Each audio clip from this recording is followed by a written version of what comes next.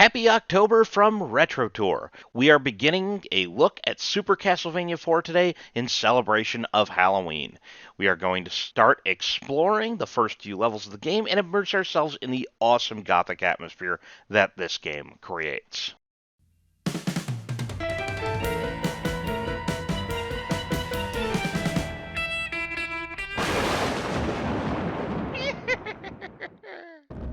Hey there, welcome to Retro Tour. Today we are going to be starting on Super Castlevania 4 for October.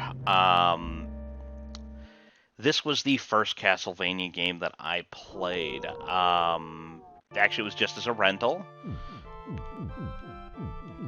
Picked it up, and honestly, I didn't get that far in it. And later, I ended up getting the game. I think it was for my birthday? I don't remember. Anyway. So, we are going to be doing a playthrough for October. Thought this would be a good Halloween game.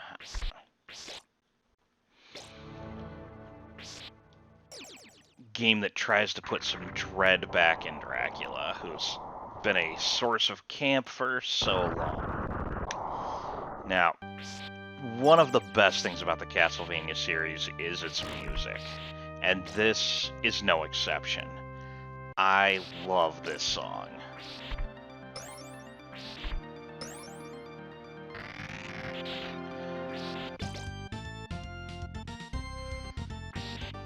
Yeah, it just gets you all charged up to play the rest of the game. And the level, it's not real long, but it's a good length. I don't know if this song ever repeats.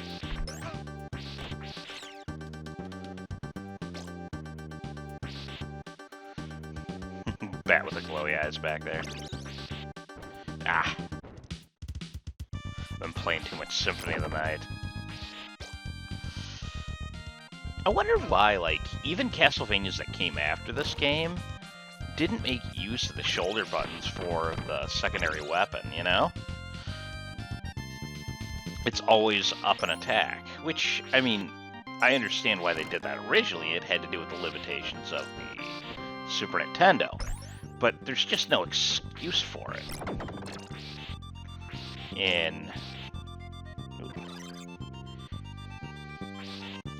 What is the point of that? That invincibility? I guess maybe it'd help there. But yeah, when you only have one button to work with, it's not a whole lot, or two buttons to work with. You're rather limited in what you can use to attack with.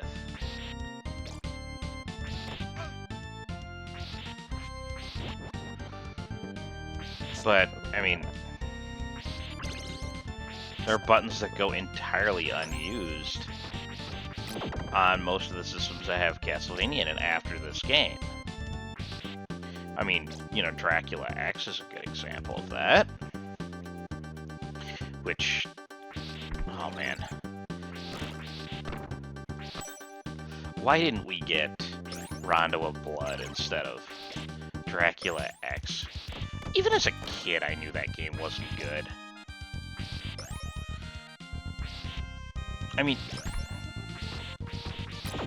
It seemed to be more graphically sharp. It better be, because, it came out so long. Oh boy.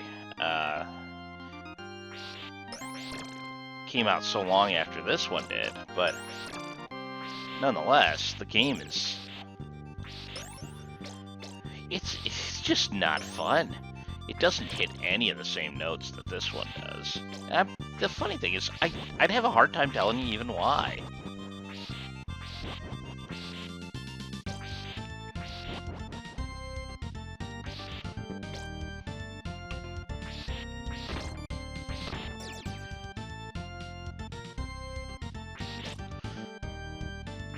But I've beaten this game several times, and I never get bored of it.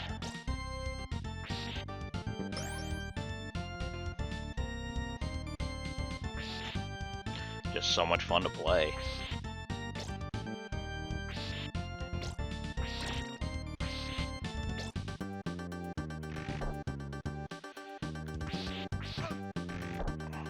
Ah, that was embarrassing. It's been a long time since I've died there. And I mean, really, it was for no good reason. I was actually trying to set up a conversation about the parallax background back there with those, like, kind of look like undead horses. Like, you know, is that supposed to be kind of foreshadowing to the final boss? Or to the boss of the level? I don't know. But yeah, that's honestly why I got killed there, because I was setting up to start talking about it. Whoops! Foolish of me. I don't know what it is. I don't think I've ever made it through this level without dying at least once. Because I like... And the reason I know that is because I like never make it to this guy with the axe or the fire water, or the holy water.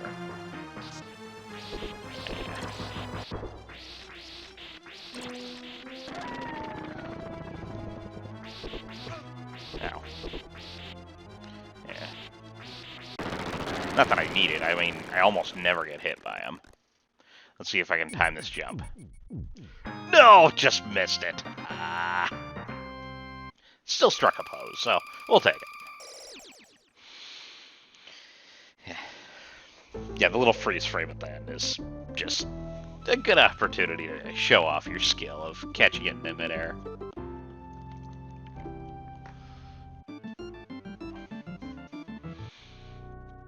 So this actually shows the path that you're going to take through the level. You can see the bat is the boss of the level. The boss is actually about halfway through this one. It's not at the end.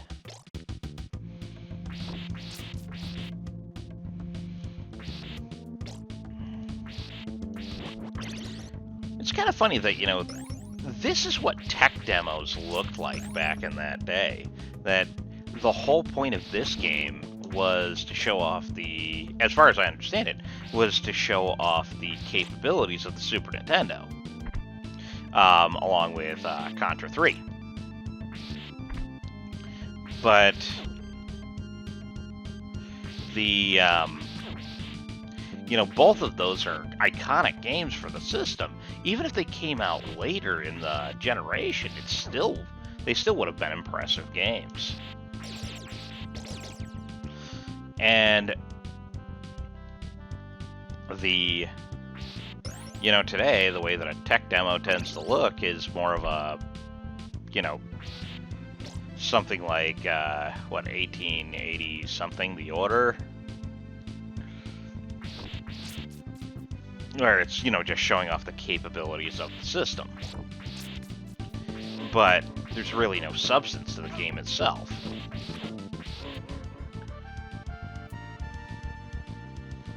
I mean, you know, perhaps a less generous eye would look at this and say that, you know, that in a lot of ways this is kind of a step backwards for the Castlevania series. Because this is kind of a remake of Castlevania 1. But, you know, because Castlevanias 2 and 3 really weren't much like the first one.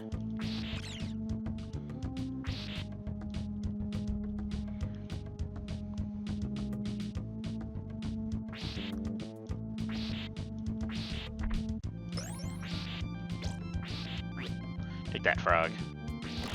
That's really what I was afraid of. I mean, in the Castlevania games, the big monsters, you know, can be scary, but really, it's the little guys. The flea men and the frogs and the, you know, birds. Those are the things that really terrify you. Oh, darn it. Well, the boomerang's a good weapon. Or cross, or whatever you want to call it. Yeah, I always called it the boomerang. Take that.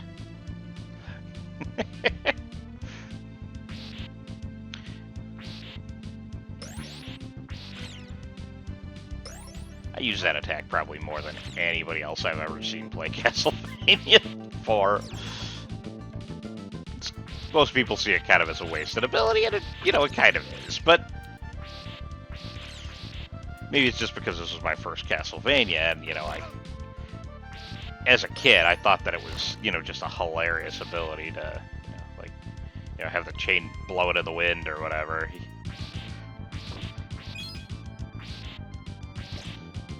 Used to get a kick out of that. Not sure why, but boy, I certainly did. Alright. Oh my goodness. Oh man. Huh. That's weird. Maybe it's just a capture card, but it wasn't showing up the flashes of the attacks. Must be good. No, don't get off me, grabby hand.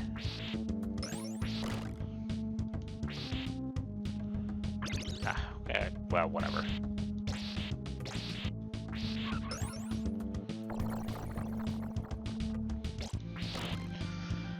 Oh man. Hooray, invincibility.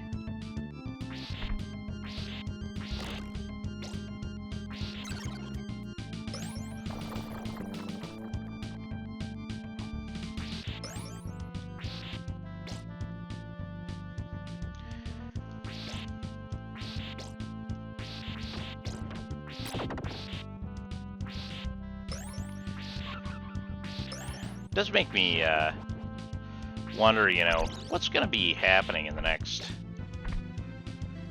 decade or so with, with gaming.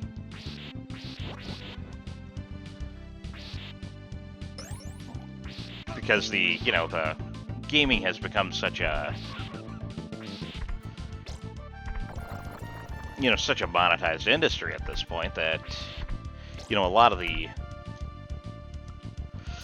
artists are kind of shackled to that particular idea that, I don't know, that it's just a money-making enterprise.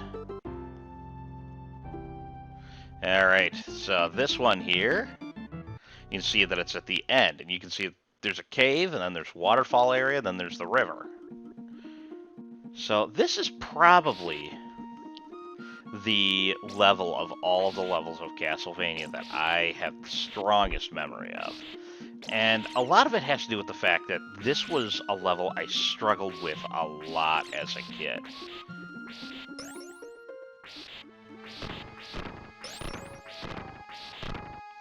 And more so than just about any other level, I felt the journey of that Simon goes through as he navigates the cave. It's kind of funny though, because I formed such strong memories of this particular level, when I played Disney's Aladdin by Capcom, darn it, oh, whatever, the Cave of Wonders level always reminded me of this one, and I couldn't help but draw some comparisons. Like, in particular, the spikes.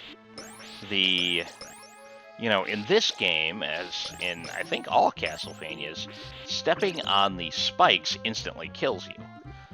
I always thought that was, harsh, but, the Castlevania series is supposed to be harsh. But then I played Disney's Aladdin, where the spikes only, do 1 damage. I mean, one thing of damage to you. I was like, wait a minute, why does that work that way? If Simon's, armored boots don't protect him, why is barefooted Aladdin able to jump on spikes and only take 1 heart of damage, or, 1 thing of damage for it? Didn't seem fair to me. Despite the fact, they're totally different games made by totally different developers. And, frankly, with totally different audiences in mind.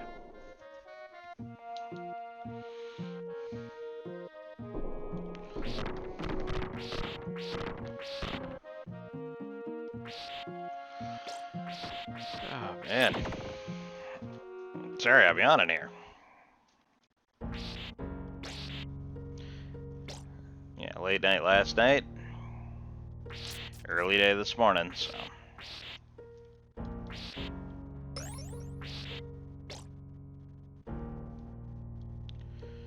Alright, so here we're at the waterfall level.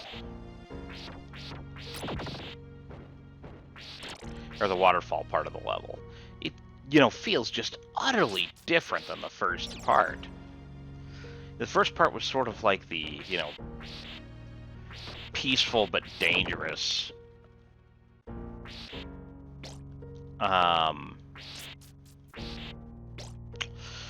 cave as that you were going through. Here, you're climbing up a waterfall, which seems to be sort of building up suspense as you go.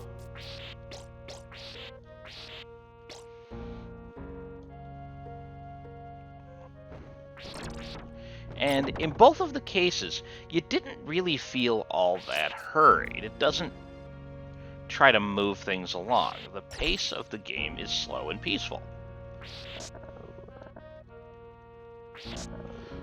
Gives you time to... Feels like it's giving you time to think out your moves here, so that way you don't make the wrong one.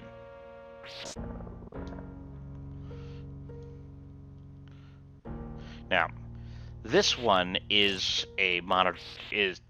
as it's scrolling up, the bottom of the screen becomes death. So even though we just saw that brick down there, if I was to fall down there, I wouldn't land on that brick, I would just die. Again, kind of harsh.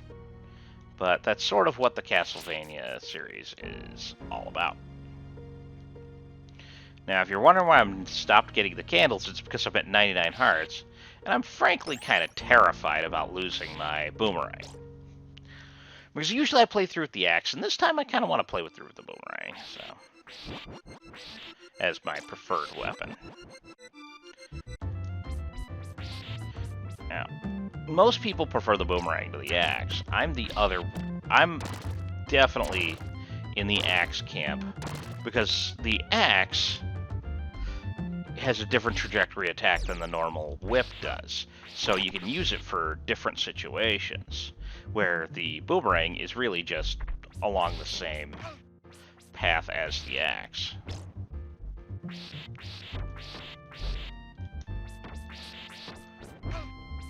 Ow, I am in rough shape. Okay.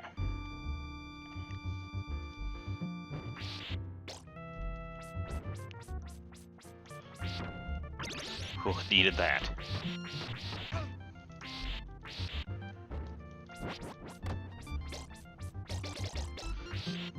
No. Get away from me, knife. I don't want any kniffs.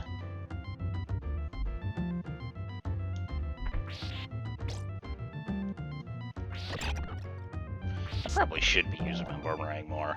Yikes! If those guys spit that water at you, if they hit you with that water, they will knock you off straight into the water and you'll die horribly. There we go.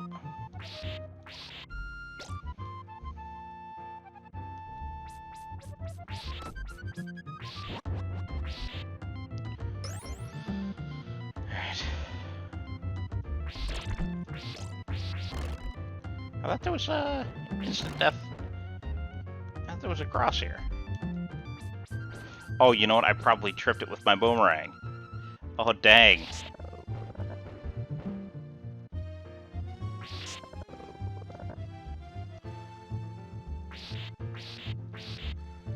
Darn it. Don't want the axe.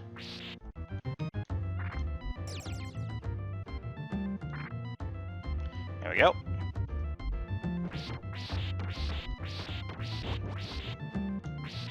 Man, I've been getting a lot of extra lives here. Alright, this is the final part. Almost out. No! Ah! That was silly. Missed a jump. I had no business missing. There we go. That's what I expected to happen.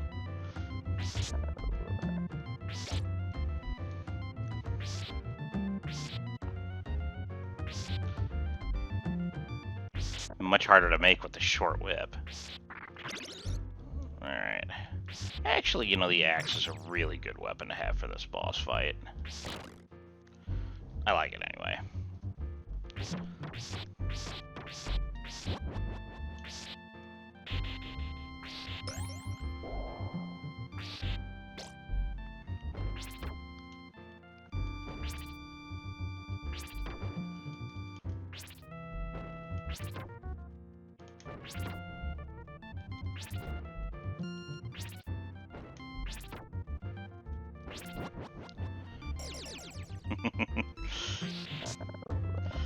Yeah, he drops the big hearts, which are worth No! No, no, no, no, no, no, no! I was so happy about the way that I handled that, then I just squandered 2 lives on just silly jumps I had no business missing.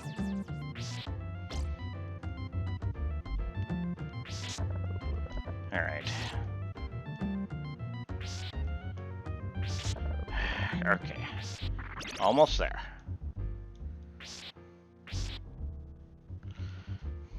Just need to not mess this part up this time. Would have had this level done already. And as you can see, this... No! No, no, no, no, no! I knew that was a bad idea, but I did it anyway.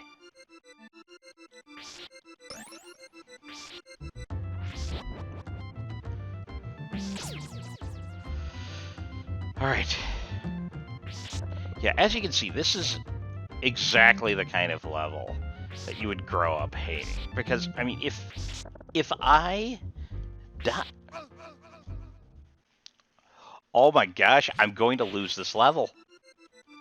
If I die here, if I lose all of my lives, I'd go all the way back to the cave.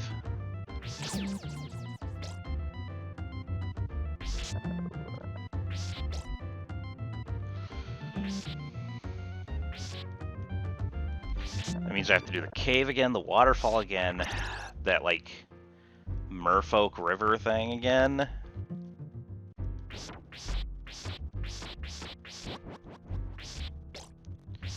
So, it's hard to believe that all of that was this same level, but it is. Whew. Okay, there. I'm farther than I have been. You, Mr. Snake Man, I am tired of your nonsense. There we go. Sure, I lost the hearts. I've only got 10 axes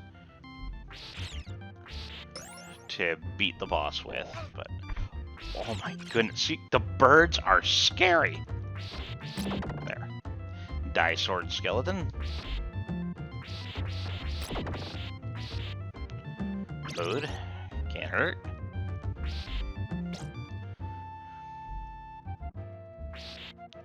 Alright.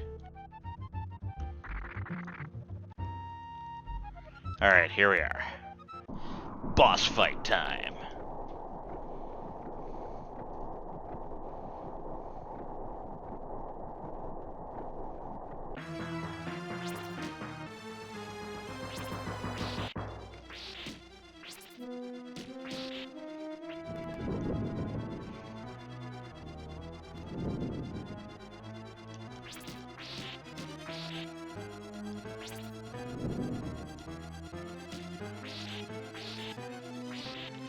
I'm just...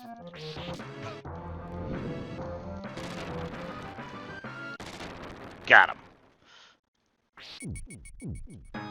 Yeah. Strike that pose. Yes. I beat the level.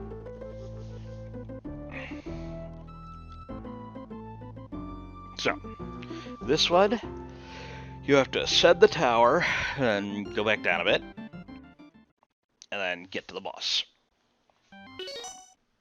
So this is where we are going to leave it. Next time, we're going to pick up here, and we're going to try to push to the boss. I'm kind of torn whether I'm going to, like, just reset the game and punch in the password for this, so that way I can start fresh, rather than trying to get through this on, like, 1 life, but we'll see. If you liked the video, go ahead and hit the like and subscribe buttons. You know where they are. If you want to see other games I'm doing, go ahead and check them out here. Thanks for watching, everyone, and join us next time here on Retro Tour.